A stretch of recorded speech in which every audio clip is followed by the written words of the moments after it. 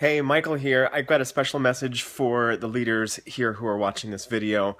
I was just reading in my personal development, reading from The Magic of Thinking Big.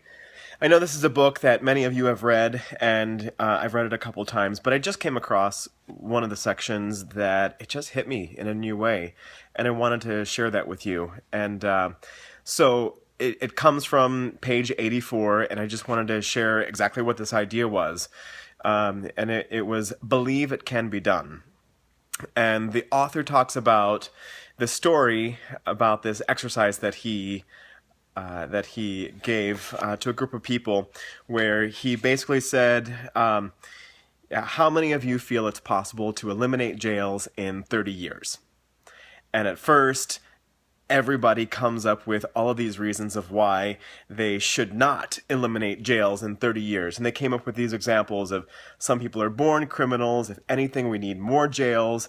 Did you read in the morning's paper about that murder? And they have all of these really good reasons why that they should have jails.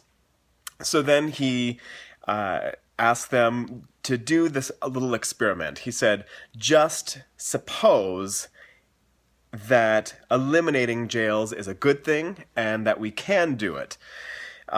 What would be the steps for that to take place? And at first, their conversation starts really slow, and then they start coming up with reasons like, well, you might cut down crime if you establish more youth centers. Work to eliminate poverty. Most crime stems from low income levels.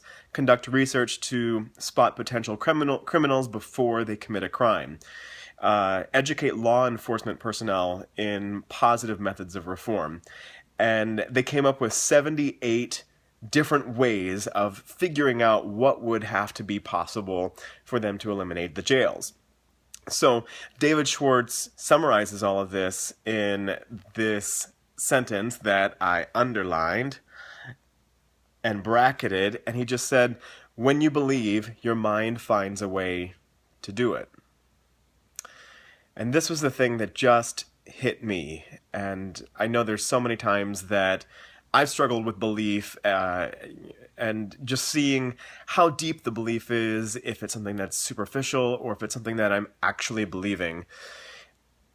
And he goes on to say this is an experiment to prove this point. When you believe something is impossible, your mind goes to work for you to prove why. But when you really believe something can be done, your mind goes to work for you and helps you to find the ways to do it. So I would just encourage you with whatever you are working for in your life.